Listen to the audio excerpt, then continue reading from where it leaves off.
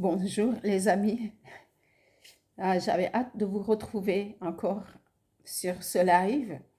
Et ce matin, nous allons voir comment développer notre foi pour aller jusqu'au bout de ce que nous voulons entreprendre. Comment réussir vraiment à aller avec cette ferme assurance et d'aller jusqu'au bout de ce que nous voulons. Alors, mon nom est Adélaïde, je suis coach, formatrice à Maxwell Leadership.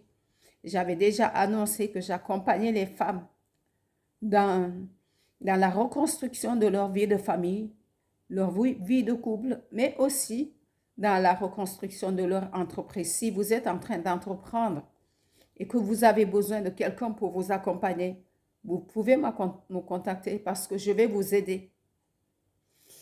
Alors, je vais prier. Oui, merci Seigneur pour ce temps que tu nous accordes encore pour méditer la parole. Je te remercie Saint-Esprit parce que tu prends toute la place pour nous enseigner de façon profonde ce que tu as envie de nous donner.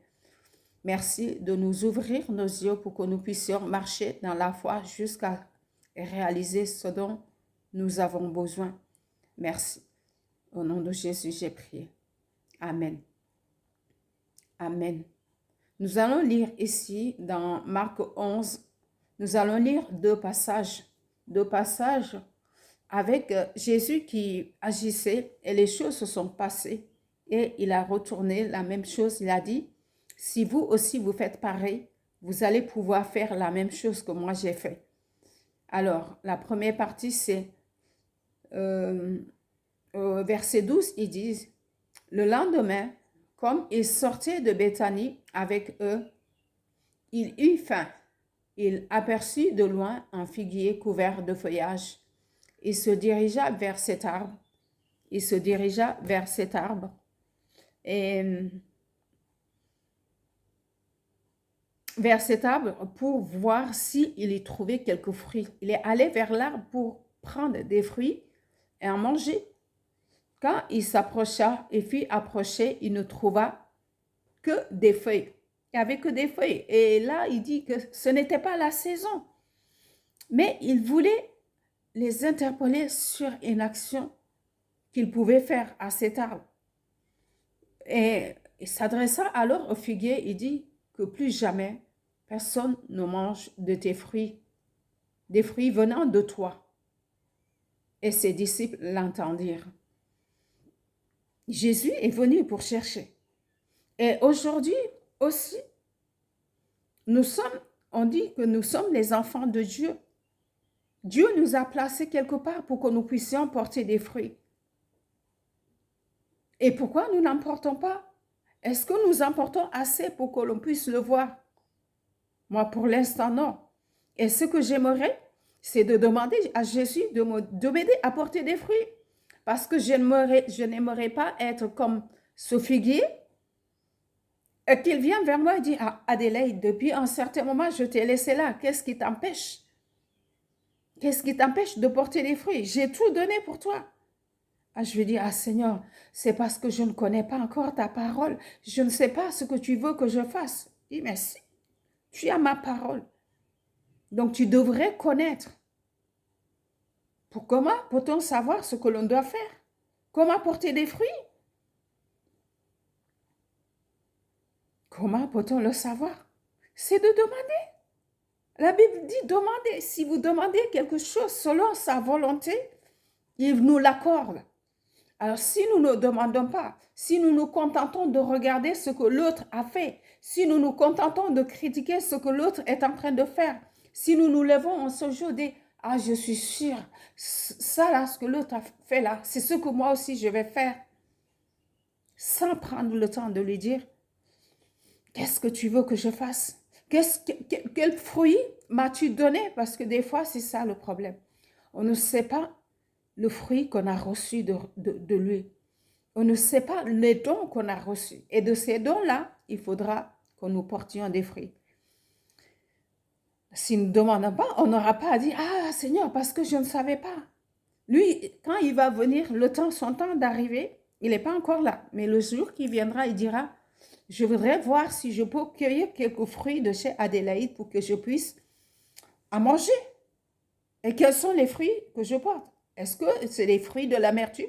Est-ce que c'est des fruits, si je porte des fruits, est-ce que c'est des fruits d'amertume ou de calomnie ou je ne sais pas quoi? Ou c'est des fruits bons? Un cœur disposé, un cœur aimant, rempli d'amour pour les autres. De telle sorte que même si j'ai porté des fruits, qu'ils puissent cueillir ces bons fruits de moi et dire, ah ouais, tu as suivi ce que j'ai demandé. Je peux cueillir de ces fruits. Ou il dit, comme je n'ai rien trouvé de chez toi, plus jamais personne ne mangera de fruits et je prie pour que ça ne soit pas ainsi pour personne d'entre nous parce que il est patient. C'est un Dieu rempli d'amour et de compassion. Donc nous aussi, nous pouvons nous faire aider. J'avais parlé de ça. C'est important. On peut penser qu'on connaît tout, mais il y a beaucoup de choses. Alors, j'ai conçu ce programme sur mesure pour accompagner spécialement les femmes. Parce que mon appel vraiment se précise de plus en plus, se raffine sur les femmes pour que je puisse l'aider.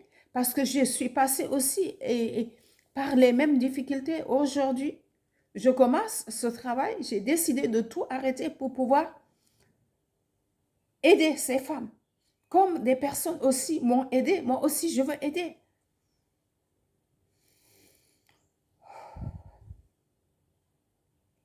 Alors, si vous sentez concerné, si vous êtes en train de traverser des difficultés, si vous vous dites, ah, je ne sais pas encore, je peux vous aider, je peux vous accompagner pour pouvoir rentrer dans votre destinée.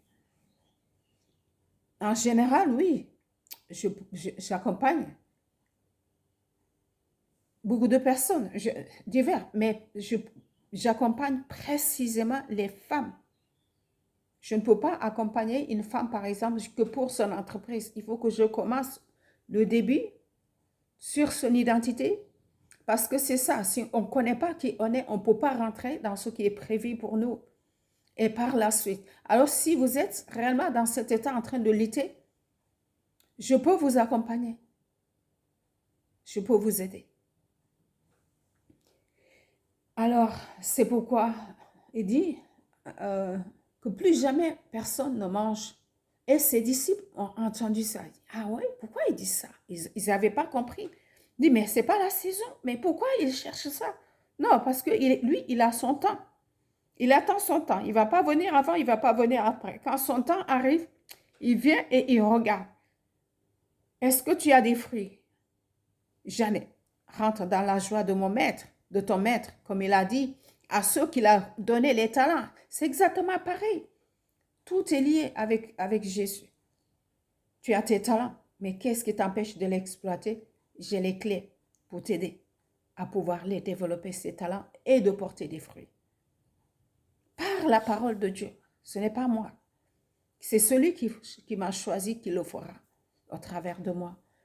Alors, ils sont partis ailleurs, ils sont partis à Béthanie et au retour, le lendemain matin, en passant par là, ils virent le figuier. Il avait séché jusqu'aux racines. Puis, se souvenant de ce qui s'était passé, Pierre,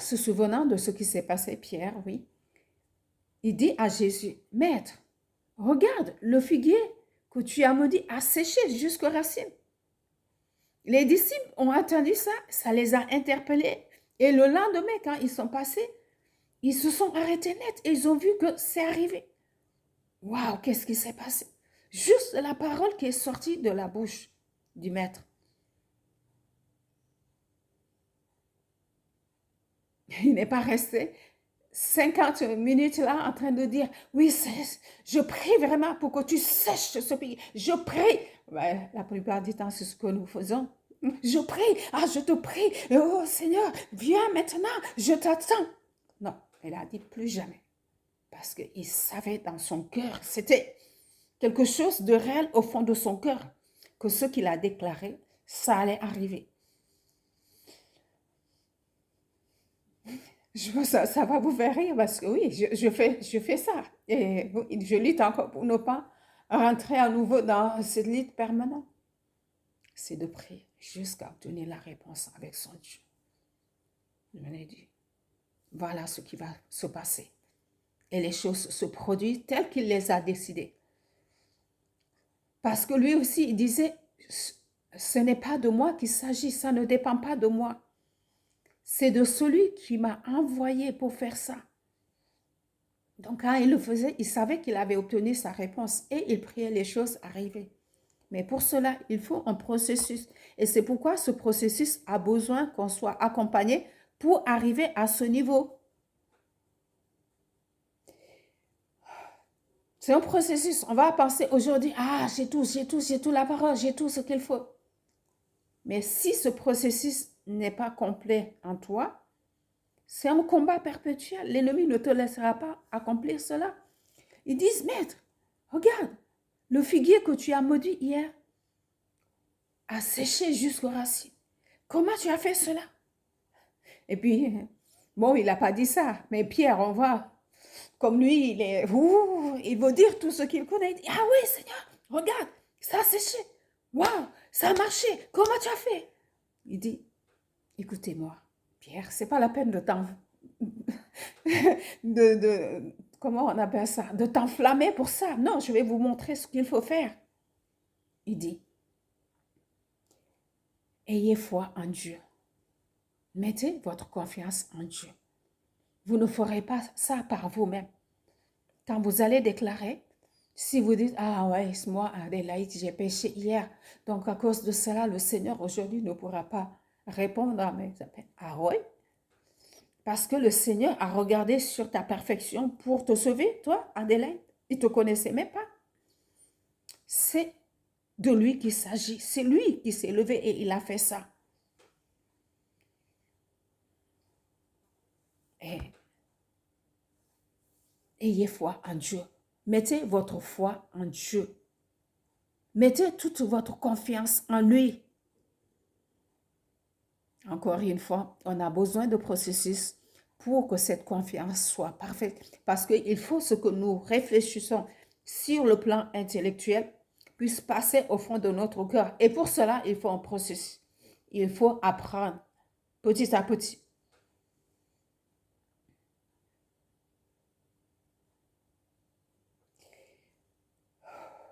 Ayez foi en Dieu. Vraiment, je vous l'assure. Si quelqu'un a dit à cette montagne, à cette colline, soulève-toi de là et jette-toi dans la mer, sans douter dans son cœur, mais crois que ce qu'il a dit va se réaliser, la chose se manifestera.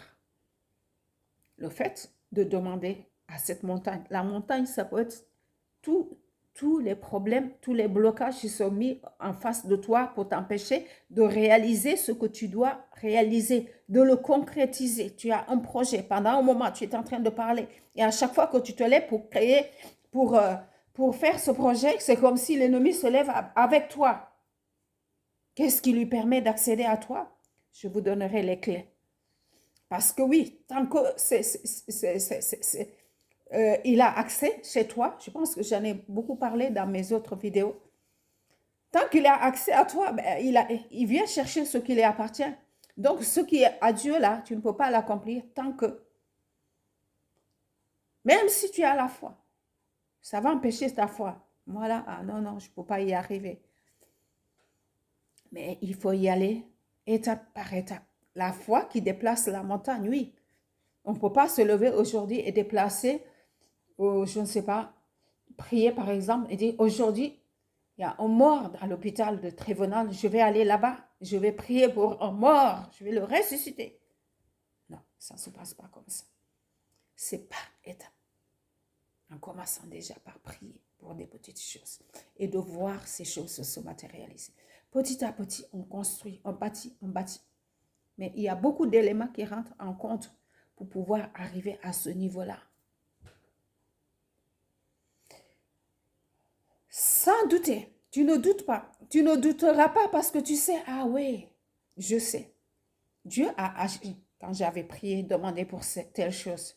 Et tu pries et ta foi monte, monte, monte jusqu'à ce que tu arrives à ce niveau-là où tu sais que quand je vais demander à Dieu, je sais que c'est de cette façon que je vais lui demander et lui, il va agir. Waouh! Et tu vas, tu pries et tu vois que le problème là qui était là, ce n'était pas mon problème. Le problème, c'était moi. Ce n'était pas une autre personne. Et je prie et je vois les choses se passer. Mais il faut un processus. Il faut connaître la parole. Il faut méditer cette parole. Petit à petit.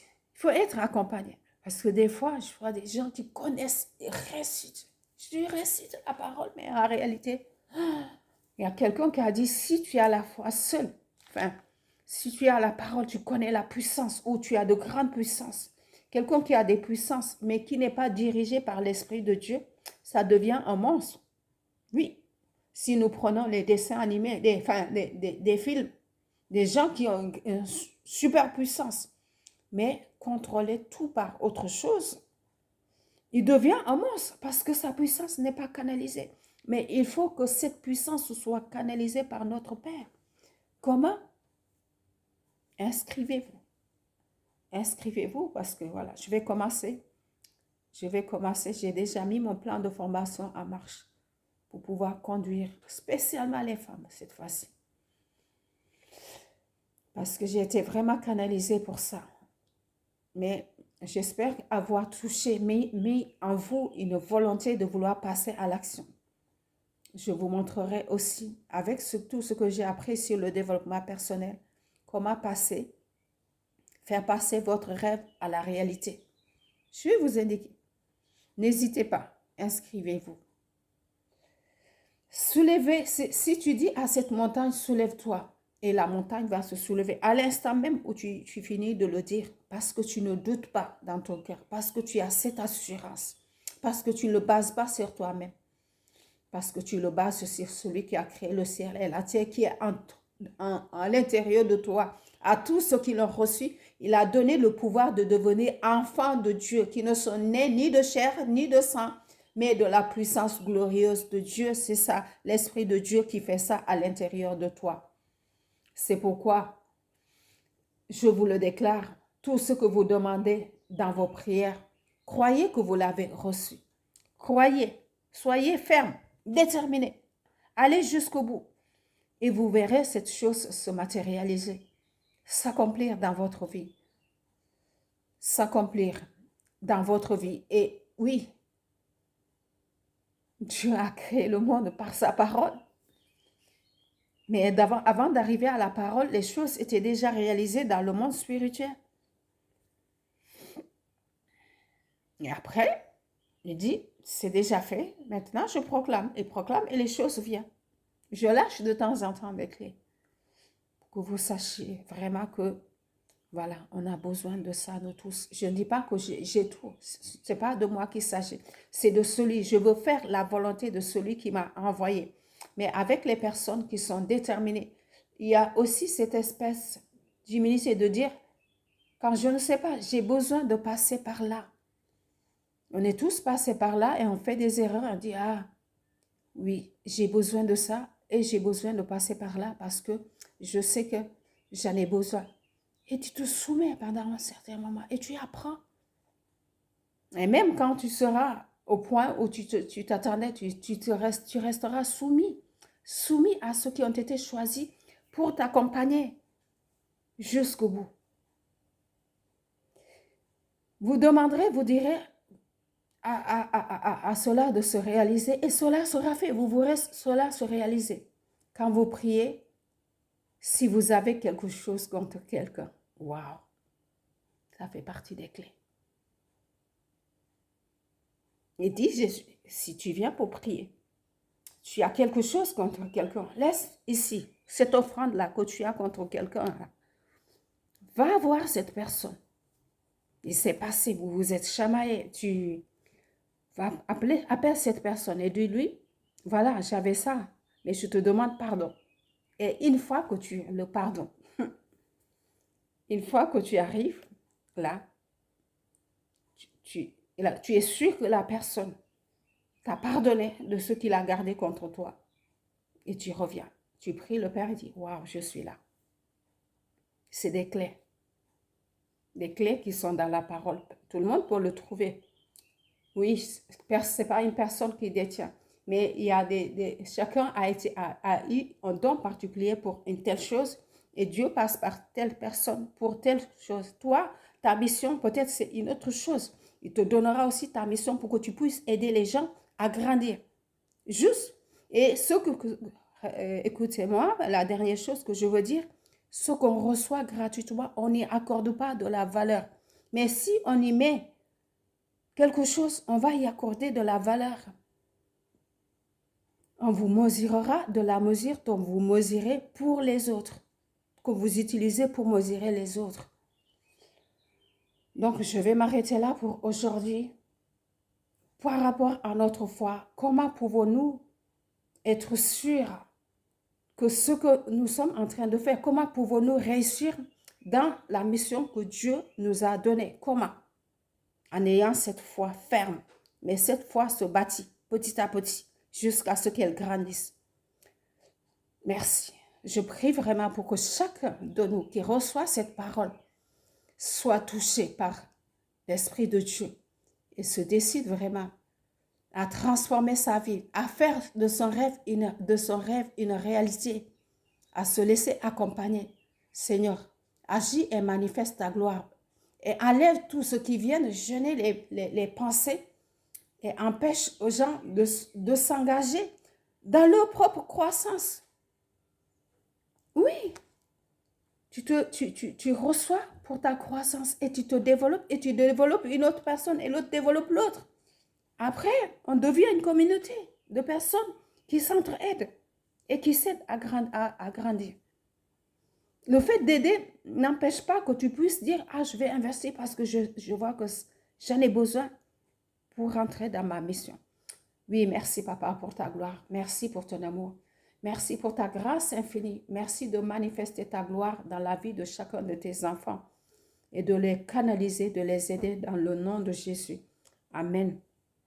Lene hulimata atemit huhi sola honu ubaja mu kainen de wahandu fanyale no kana panuju ka wa oma lubaj kamen jemol ka hausiat atemit lalamben ano sandolo lal minaili anges ay amulalamben no naili akan buloka banda fanyu lene kan program bot li kala buku kanu hasmu ko mukuli silupi ban li ko meni silam pani lambeni minku ili kuno ken po wana temita pale mo bole buko minku kan po buloka bata temiti lika suma parce que temita ngai pana aseni semba sola minku ili kuka bay holi ma honge e sulane ubaju mu kainen bandu inen libu ma bole wa ma wandu inen mu lo bo mo panu bay kama atemita lamben olal fe nuili ungesa holi ma hata temitu jo bajaho la lamben olal no kenala lije ya jola. Mulokal bola kila likajakata nyolo Yesu. Amen.